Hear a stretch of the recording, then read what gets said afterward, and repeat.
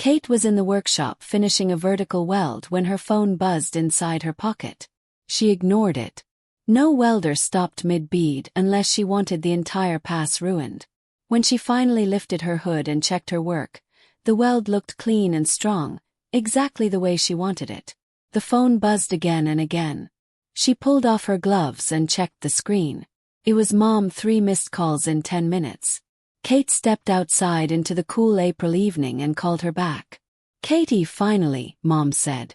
"I've been trying to reach you." Kate sighed. "I was working, Mom." "What's going on?" Her mother sounded excited, almost breathless. "We need your help this weekend."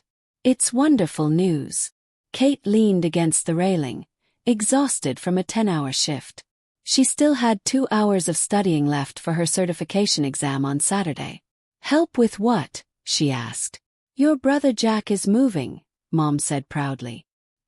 "He got an amazing new apartment in the city. Floor-to-ceiling windows, rooftop gym. It's gorgeous." Kate's stomach tightened. "When is he moving?" Mom replied cheerfully. "Saturday, 9 in the morning. Your dad already booked a truck." Kate closed her eyes. "Mom, my exam is Saturday at 10. There was a long pause on the phone. "Oh. Well, can't you reschedule it?" "Mass." Kate rubbed her forehead. "No, Mom. It's the final exam. It only happens twice a year." Her voice shifted to that sharp edge Kate knew too well. "Honey, this is important. Jack really needs help. You know how moving is." Kate kept her voice calm. "My exam is important too." "Kate, it's just a test," her mother snapped. "You can take it another time. Jack can't reschedule his move-in date." Kate shook her head slowly. "Mom, the next exam isn't for 6 months. Then you'll wait," Mom replied. Her mother continued without slowing down. "Jack needs help now. That's what family does," she insisted. Kate swallowed her frustration. "Why can't he hire movers?" Mom answered immediately.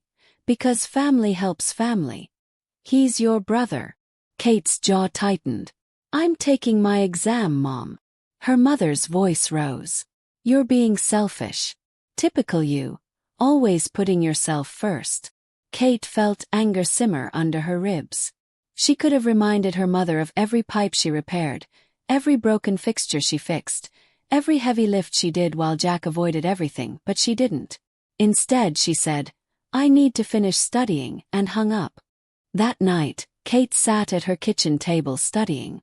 Her phone buzzed again, this time from Dad. "Your mother told me about Saturday," the message read. "Very disappointed in you. Family comes first." Kate didn't answer. Second message followed. "Come to dinner tomorrow. We need to discuss this as a family." Kate exhaled, already tired.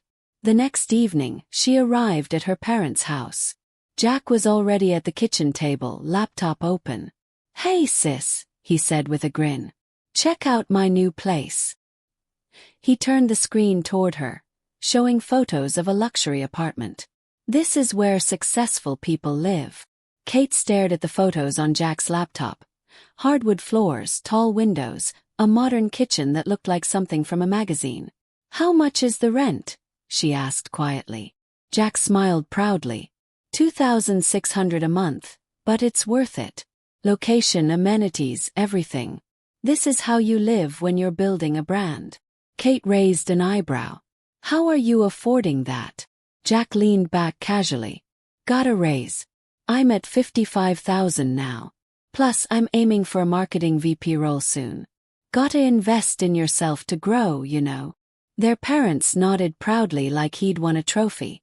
Mom set a casserole on the table and beamed. "Isn't it exciting?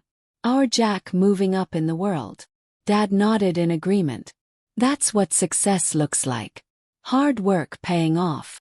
Kate kept her eyes on her plate, eating quietly. Jack tapped his screen again. "So, sis, you're helping on Saturday, right? The truck's booked for 9. We should finish before noon." Kate shook her head gently. "I have my certification exam on Saturday." Jack laughed lightly. "Oh yeah, Mom mentioned that. Certification for what again?" Kate met his eyes. Welding. Jack shrugged. Can't you just reschedule? It's not like a real exam. Kate's fork paused in midair. It is a real exam, she said. Jack waved a hand. I mean, it's not like a college final or anything. Just reschedule it. Kate breathed slowly. I can't. It's the final certification. Next one isn't for 6 months. Dad set down his fork with a heavy clink. Kate, your brother needs help. This is more important. Kate looked between them. My career is important too. Mom cut her off with a laugh. Career. Sweetheart, let's be realistic. You're a welder. Jack is a professional with a degree. He's building a future. You're just working with your hands. The whole table fell silent. Kate stared at her mother. Working with my hands. Sighed. You know what I mean, dear. Welding is manual labor. It's fine for now, but it's not a real career path. Jack has a real future. You're just playing around with metal. Kate stood up slowly, trying to stay calm. I've worked 50 hours a week for 2 years learning a skilled trade. This certification qualifies me to earn $75,000 a year. Dad scoffed immediately. Don't be ridiculous. Welders don't make that much. Kate shook her head. Specialized welders do. But you never asked. Jack leaned back in his chair, arms crossed. Sis, just skip the test and help me move. You're being dramatic. Kate grabbed her jacket from the chair. Dad pointed at the seat. Kate, sit down. We're not finished. Kate looked at all of them. I am finished. Mom stood quickly. If you walk out that door, don't expect us to support you anymore. Kate let out a cold breath.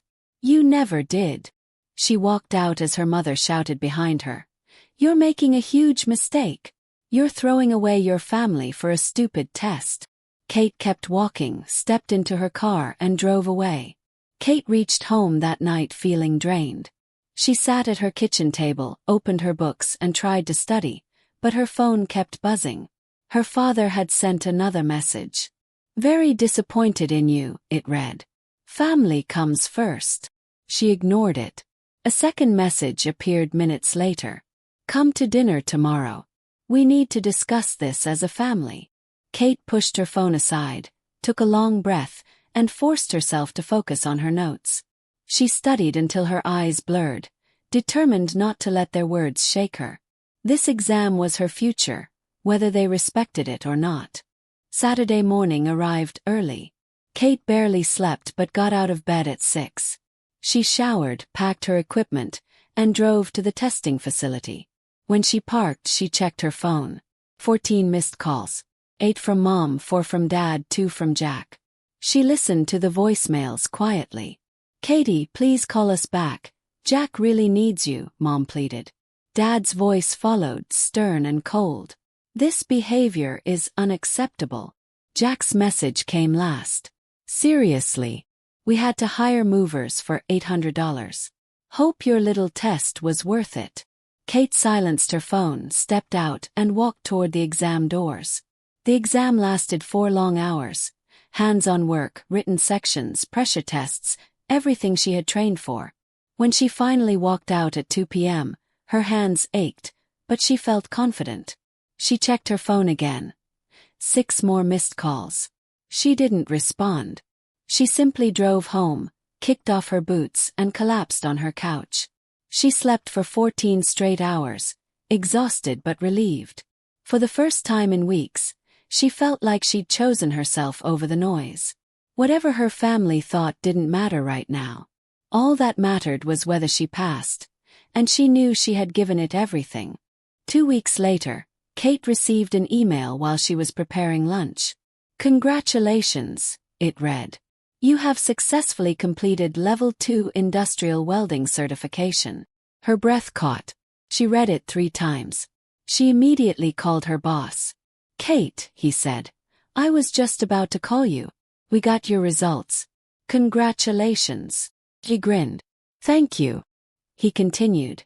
We're putting you on the pipeline project next month. Specialized work. Starting salary $78,000. Kate nearly dropped her phone. 78. Yep.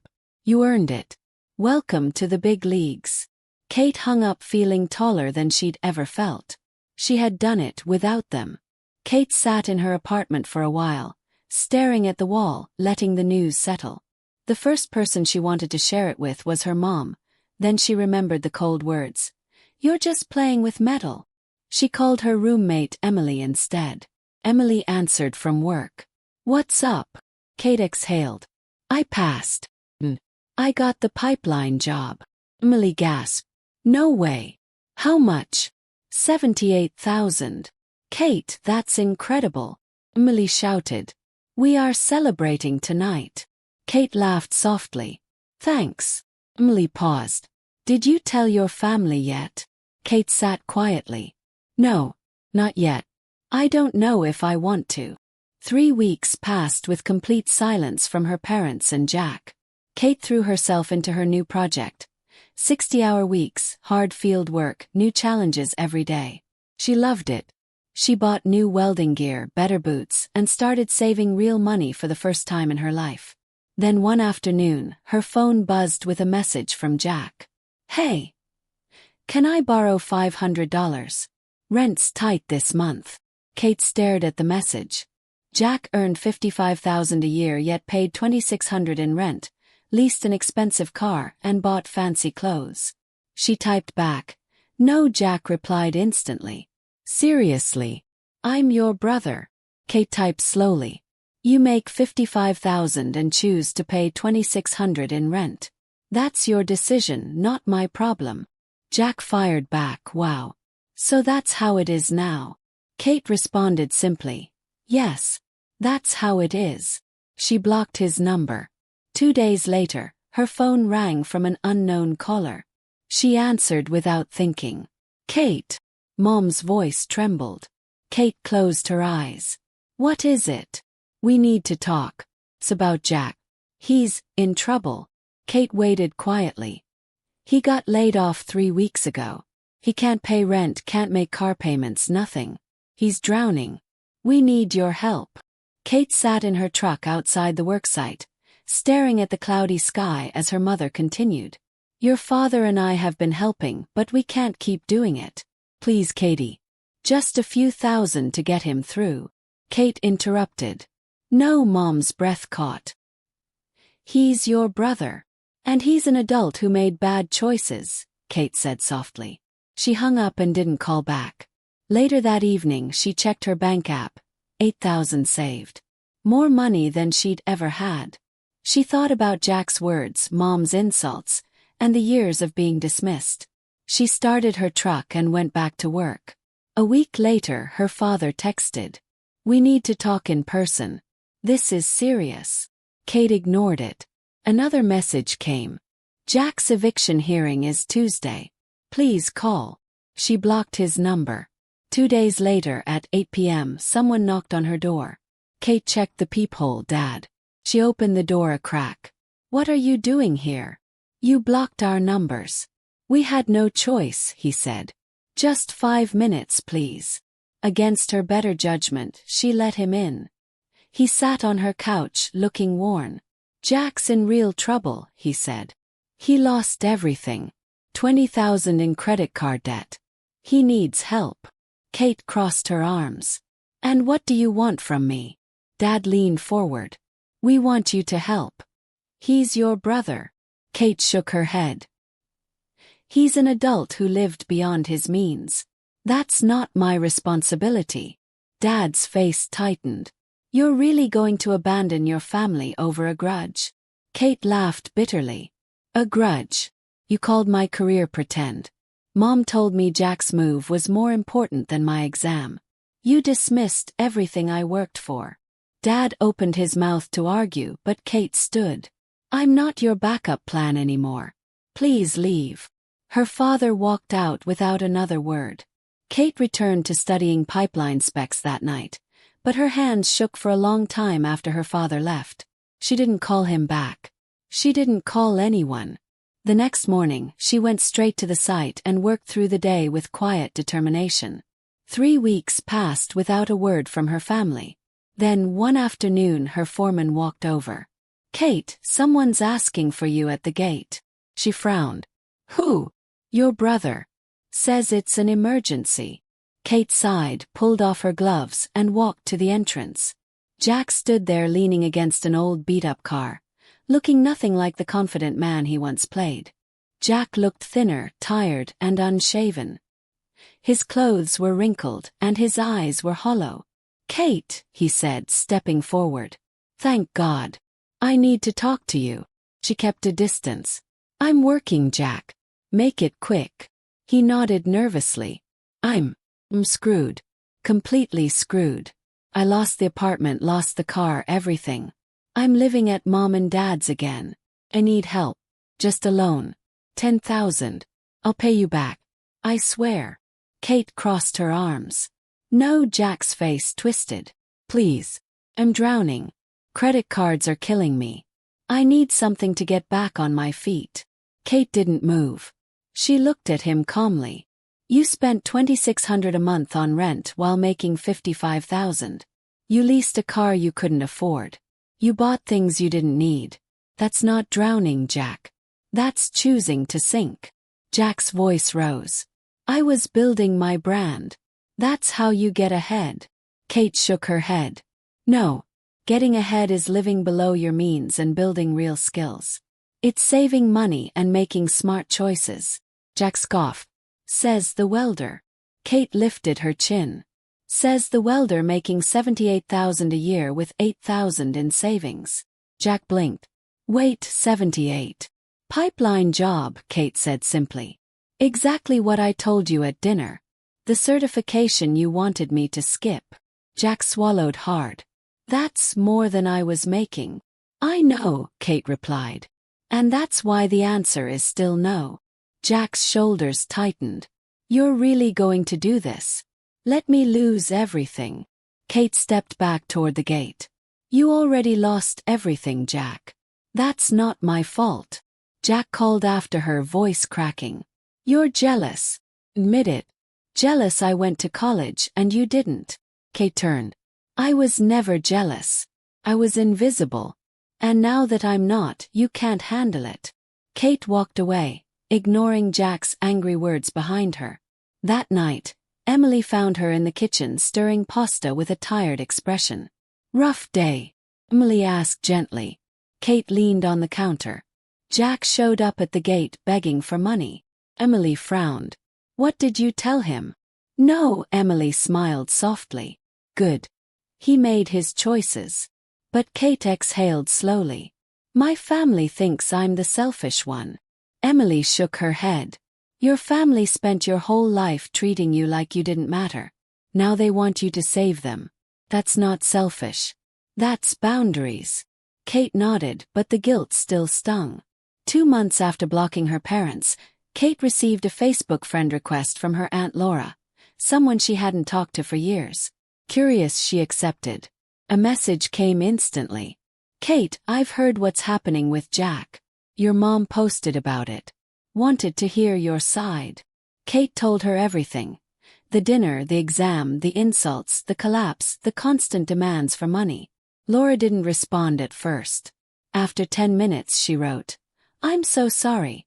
I had no idea they treated you that way. Your mom always made it seem like Jack was the successful one and you were struggling. Kate typed back, I'm not struggling. I'm doing fine. Laura replied, I can see that. And I'm proud of you. Kate felt a warmth she hadn't felt in years. Laura continued, your mom is telling everyone you abandoned the family out of spite. Kate rolled her eyes. Of course she is. Laura asked, want me to correct the story? Kate answered, do whatever you want. I'm done trying to control their version. 10 minutes later, Laura posted in the family group. Screenshots quickly reached Kate through Emily, who read them out loud. Laura, for everyone wondering, Kate didn't abandon anyone. Emily continued reading Laura's words. Kate chose her certification exam over helping Jack move. Jack lost his job because his company downsized, not because of Kate. And Kate is succeeding because she worked hard, not because she got lucky. Maybe stop blaming her for Jack's choices. The comments exploded. One uncle wrote, "Exactly. Jack lived way beyond his means." A cousin added, "Wait, Kate's a welder? That's awesome. Those guys make serious money." Kate's mom tried to reply, but Laura responded calmly, "You called her career pretend. That wasn't fair." Minutes later, Kate's mom deleted her comment and left the group. Emily showed Kate the screen. "Your aunt is a legend," she said. Kate smiled weakly. "Yeah, she is." Emily asked, "How do you feel?" Kate leaned back in her chair. "Honestly, relieved." Someone finally said the truth. 3 months later at work, Kate's boss pulled her aside. "Kate, you're doing excellent work. We want to promote you to lead welder. Salary: $85,000. Kate felt her chest tighten with pride. "Thank you," she said. "You've earned it," he replied. That night, Kate called Aunt Laura. "I got promoted," she said. Laura cheered. "That's amazing. I'm so proud of you." Laura's voice softened. "Kate, your parents will hear about this soon. Be ready." Kate nodded. "I know. What will you say if they reach out?" Laura asked. Kate stared at her living room wall. "Nothing. I'm done explaining myself to people who never respected me." Laura laughed gently. "Good. Keep your boundaries." 2 weeks later, a call came from an unknown number. Kate picked up without thinking. "Kate," her mother said quickly. "Oh, honey, I'm so glad you answered. I heard about your promotion. 85,000. Wonderful news." Kate waited silently. Then her mother added, "Since you're doing so well, we hoped you might help Jack again." Kate closed her eyes the moment she heard her mother's tone. "No," she said calmly. Her mother hesitated. "Kate, please. He's family. He's struggling. Just a small loan." Kate cut her off. "You're not calling because you're proud of me. You're calling because you want money." Her mother gasped. "That's not true. We've been feeling terrible about how everything happened. You weren't sorry when you called my career pretend," Kate said. "Or when you told me to skip my exam for Jack. You're sorry now because Jack failed and I didn't." Silence filled the line. "Kate, that's unfair." "It's honest," Kate replied. Her mother tried again. "He needs help." Kate stood from her couch. "And I'm not giving him money. Not now. Not ever." Her mother's voice trembled. "You've changed. You used to be kind." Kate's voice softened but stayed firm. "No, I used to be a doormat. Now I have boundaries." She hung up and blocked the number. Emily walked into the living room holding 2 beers. "Was that them?" Kate nodded. "What did they want?" Emily asked. "Money for Jack." "And?" Emily lifted an eyebrow. Kate exhaled. "I said no." Emily tapped her bottle against Kate's. "To boundaries." Kate nodded. "To boundaries." 6 months passed. Kate built her savings, focused on work, and slowly found peace. Then her phone buzzed one afternoon. It was her uncle, Mark. He rarely called. "Hey, Kate. Got a minute?" She stepped away from the site. "Sure. What's going on?" Mark sighed heavily. "It's your parents and Jack. They refinanced the house. Took $25,000 to pay off Jack's credit cards." Kate felt her stomach sink. "What?" They panicked. Jack wasn't paying anything. He's been unemployed for months. Playing games all day. Kate's jaw tightened. "They did that to themselves." Mark hesitated. "You should also know. Your mom's been telling everyone you'll help fix things." Kate closed her eyes. "I never said that." "I figured," Mark replied. "I just wanted to warn you. There's a family gathering next month. Your grandmother's 80th birthday. Your mom is telling everyone you'll be there and that you're ready to help." Kate stared at the ground. "Thanks for the warning." After the call, she sat alone in her truck for a long time.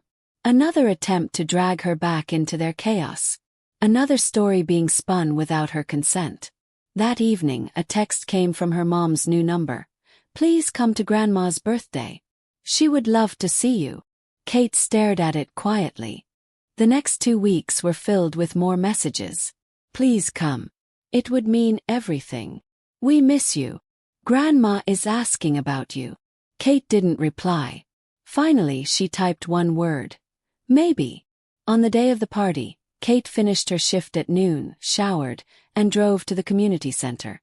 She arrived late, hoping to avoid attention. Her grandmother spotted her instantly and lit up. Katie, my girl. Come here. Kate hugged her tightly. Happy birthday, Grandma. I'm so glad you came, the old woman whispered. You've grown into such a strong woman. Kate smiled gently. Trying my best, Grandma. Kate's parents approached next, smiling too hard. Kate, her mother said, hugging her. Kate didn't hug back. Hi, Mom. Her father cleared his throat. Good to see you, sweetheart. Kate nodded politely. For the next hour, she made small talk with cousins and aunts.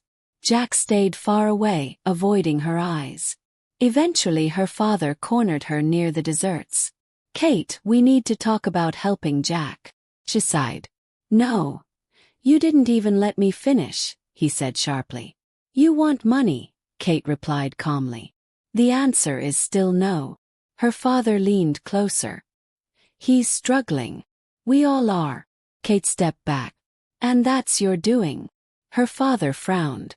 You don't understand what it means to watch your child suffer. Kate stared at him. I watched you ignore me for 24 years.